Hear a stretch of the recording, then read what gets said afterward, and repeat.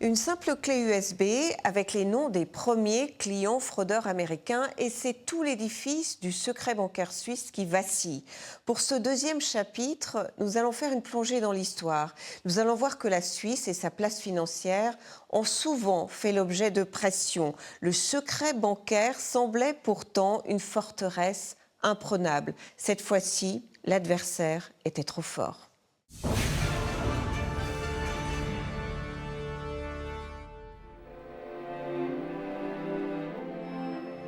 En Europe, dans les années 30, un pays sur deux est un régime fasciste ou une dictature.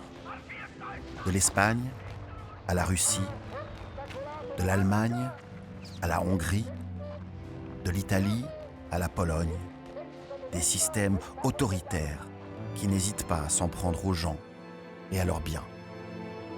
La Suisse apparaît alors comme un havre de paix et de respect de la propriété privée. Et son secret bancaire, introduit en 1934, presque comme un droit de l'homme, un rempart contre l'arbitraire pour ceux qui craignent de se voir dépossédés, un rempart symbolisé par ces chaînes de montagnes qui entourent les grandes places bancaires helvétiques. On peut discuter pour savoir comment il est né, mais enfin je crois qu'il était né avec plutôt d'assez bonnes intentions de protéger des investisseurs qui vivaient dans des pays où leur fortune était menacée pour des raisons politiques ou d'autres raisons que la Suisse ne pouvait pas partager. Mais pendant la Seconde Guerre mondiale, tout bascule. Car les banques suisses n'hésitent pas à offrir leurs services au régime nazi et à ses dignitaires. Hitler avait un problème. Sa devise, dès le début de la guerre, n'était plus convertible. Il devait acheter sur le marché mondial des matières premières stratégiques pour ses armées, le nickel, le chrome, etc. Devait payer ça en devise. Il n'avait rien d'autre en main que l'or volé dans les pays occupés, dans les familles juives, dans les camps de concentration. Et cet or volé, il ne pouvait pas l'utiliser sans qu'il change d'identité. Pendant des années, cet or volé aux banques nationales des pays envahis par l'Allemagne ou simplement dérobé aux Juifs déportés sera fondu par les nazis, puis envoyé en Suisse. Certains lingots seront refondus, marqués de la croix suisse et d'un numéro de série helvétique, puis renvoyés à Berlin. Le reste sera transformé en espèces sonnantes et trébuchantes, de quoi permettre à Hitler de financer ses armées.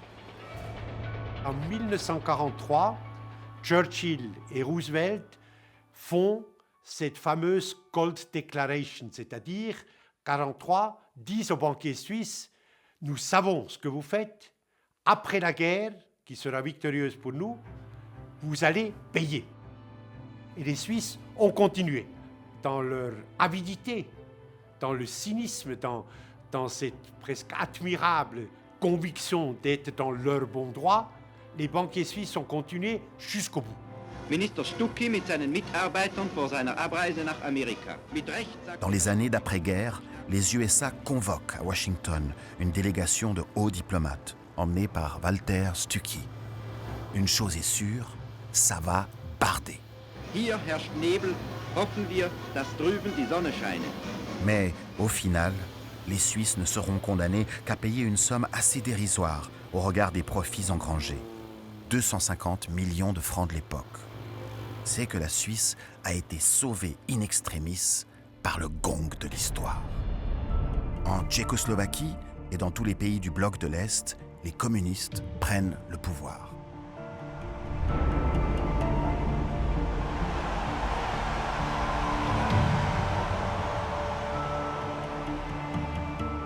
Et la Suisse, brusquement, tout à coup, de pays coupables, complices de Hitler, pas la Suisse, l'oligarchie bancaire complice de Hitler, receleur de Hitler, devenait brusquement, de nouveau, un allié indispensable.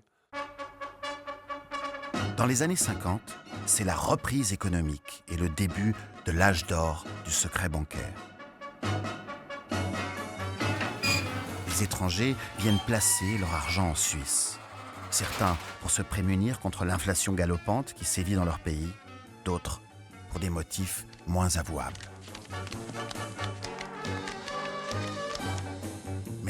Quoi qu'il en soit, ils peuvent dormir tranquilles. Personne n'en saura rien. Ça a duré jusqu'en 2009. L'idéologie dominante était qu'il est permis d'accepter des fonds non imposés par des clients étrangers. C'était le modèle d'affaires, c'était tout à fait acceptable. Des dictatures anticommunistes, soutenues directement par les USA, se mettent à pulluler dans le monde. Marcos, aux Philippines, Suharto, en Indonésie. Mobutu, au Zaïre. Des tyrans qui ne reculaient devant aucune dépense, aucun faste.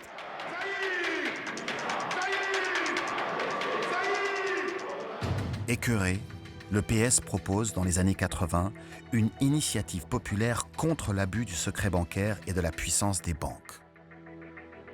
Une initiative ardemment combattue par le clan bourgeois. Cette initiative sur les banques limite notre compétitivité. Elle nuit à la place financière suisse. Elle sape la confiance dans les banques et conduira donc forcément à des suppressions d'emplois. Vous pouvez douter de nos compétences en matière économique. Mais depuis l'école primaire, nous savons que les banques jouent un rôle primordial. Reste qu'elles n'ont pas à être un État dans l'État. Elles n'ont pas le droit d'édicter leurs propres lois. En conséquence, M. Blocher, peu importe votre avis sur la question, mais il est inacceptable de présenter cette initiative comme étant un danger pour le pays. Ça, nous le récusons.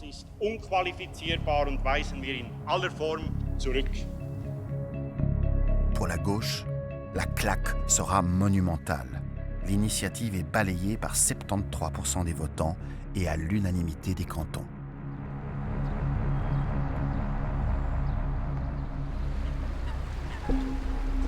Au début des années 90, des descendants des victimes de la Shoah essayent de récupérer les biens que leurs parents ou grands-parents avaient déposés dans des banques suisses avant d'être déportés et exterminés par les nazis. Bien que personne n'était venu réclamer. Mais pour de vulgaires questions administratives, ils sont jetés comme des malpropres. Et ils m'ont dit qu'ils avaient besoin des certificats de toute la famille. Comment aurais-je pu les avoir? Vous croyez qu'Hitler, Himmler et Eichmann m'ont fourni un certificat de décès quand, à Auschwitz, ils ont envoyé mon frère de 9 ans à la chambre à gaz? Indignés et pressés par le temps, les Juifs, notamment de New York, mobilisent leurs sénateurs d'Amato, des avocats et le Congrès juif mondial. C'est le début de l'affaire des fonds juifs en déshérence. Une furieuse bataille, qui ressemble beaucoup à celle qui va suivre sur la fraude fiscale, va se jouer devant le Parlement et les tribunaux américains. Le diplomate Thomas Borer est envoyé défendre les intérêts de la Suisse. Les banquiers suisses ont simplement refusé la restitution volontaire. Et ensuite, la pression américaine a monté de cran en cran en cran, d'année en année, jusqu'en août 1998, où le président Clinton a dit « ou bien vous rendez cet argent, ou bien vous allez perdre votre licence et vous ne pourriez plus être actif sur le sol américain. » Les banques finiront par passer à la caisse, 1,25 milliard de dollars. Soulagement des survivants de l'Holocauste.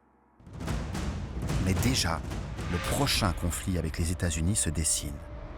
Début des années 2000, les attentats du 11 septembre jettent le pays dans la crise. On commence alors à s'intéresser à la fraude fiscale et au rôle de la Suisse dans cet énorme manque à gagner pour l'État américain. En 2007, les autorités reçoivent une aide inattendue d'une taupe au sein du BS Genève. Un certain Bradley Birkenfeld, en bisbille avec sa hiérarchie, les renseigne sur les pratiques de son employeur. Lui-même, citoyen américain, ce gestionnaire de fortune espère ainsi se racheter une conduite. Mais en 2008, Birkenfeld est arrêté et emprisonné. Devant la justice, il expliquera en détail comment il a aidé ses concitoyens à frauder le fisc. Quand je suis arrivé chez UBS en octobre 2001, il y avait deux sortes de gens, les chasseurs et les cueilleurs. Il y avait ceux qui géraient l'argent et ceux qui partaient à la chasse aux clients.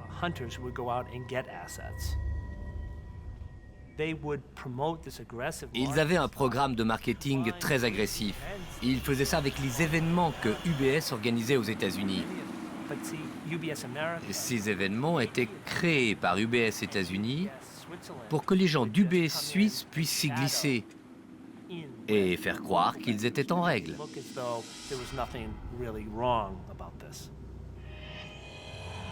Avec de tels aveux, la machine de guerre américaine se met en marche.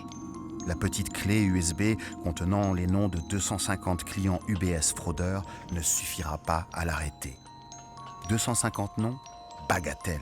Maintenant, l'administration américaine en réclame 52 000. À Berne, on ne sait plus où donner de la tête. Car dans le sillage de l'Amérique, l'Europe, Allemagne et France en tête, se préparent à sonner la charge et brandit la menace d'inscrire la Suisse sur une liste noire des paradis fiscaux. La Suisse n'est prête à coopérer qu'en cas de fraude fiscale. Mais pour prouver cette fraude, il faudrait des informations sur les citoyens qui s'y livrent. Mais la Suisse ne nous donne pas ces informations. Le temps du secret bancaire est révolu. Et pourtant, il n'y a pas si longtemps, la Suisse était tellement persuadée du contraire. Sur le secret bancaire, il n'est pas question de lâcher du lest. La Suisse l'avait dit dès le départ, nous ne négocierons pas le secret bancaire. Quant au secret bancaire, je vous le dis, ceux qui l'attaquent vont se casser les dents. Le secret bancaire n'est pas négociable. À peine un an plus tard, la capitulation. C'est un ministre des Finances défait qui annonce la décision d'aligner la Suisse sur les normes de l'OCDE en matière d'entraide administrative fiscale. Ce qui change vis-à-vis de l'étranger, la distinction entre fraude et soustraction fiscale n'existe plus. C'est bien sûr un affaiblissement du secret bancaire absolu. Faisant bonne figure, malgré une pression énorme, la Suisse négocie en catastrophe un accord avec les Américains. Nous sommes tous deux très satisfaites qu'un accord de principe sur UBS ait été trouvé. Finalement, au lieu des 52 000 noms, UBS n'en livrera que 4 500 et sera condamné à payer une amende de 780 millions de dollars.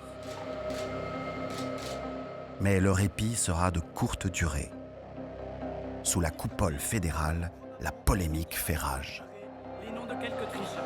En communiquant 4500 noms de clients, puis des milliers de données et enfin des milliers de noms d'employés, l'État, respectivement la FINMA, se sont substitués aux vrais responsables. Que dire de la décision prise Aux États-Unis, en revanche, on se frotte déjà les mains. Riches de cette nouvelle liste de clients, les autorités poussent leurs concitoyens fraudeurs à se dénoncer eux-mêmes et à dénoncer leurs gentils banquiers suisses. Urs Zulauf, responsable du service juridique de la FINMA, sent venir le danger. D'autres banques seront bientôt dans le viseur des Américains. Das Parlament muss jetzt das Abkommen auf die anderen Banken ausweiten. Nein. Michael, mit dem Offenlegungsprogramm der Amerikaner haben sich doch schon Tausende von Kunden selber angezeigt. Die wissen doch haargenau, wer noch undeklarierte Konten hat und dass die UBS nicht die einzige ist. Die sind nicht so naiv. Ils ont ouvert aux États-Unis un programme de ce qu'on appelle Voluntary Disclosure. Ça veut dire déclaration spontanée. Venez nous voir, déclarez-vous, nous allons vous taxer, vous aurez une amende, mais vous n'irez pas en prison. Et donc, de peur que les informations finalement soient données des Suisses aux États-Unis, les clients américains sont allés en masse à l'ARS pour s'auto-dénoncer. On parle de 20 à 30 000 contribuables américains. Et ce qui se passe lors de ces dénonciations spontanées, il faut voir, c'est que vous avez un formulaire à remplir très détaillé qui vous dit quel était votre banquier, qui était votre fiduciaire, qui vous a aidé à monter en place la structure, votre gérant de fortune, etc. Tiré d'affaire, UBS décide de se séparer de ses clients américains.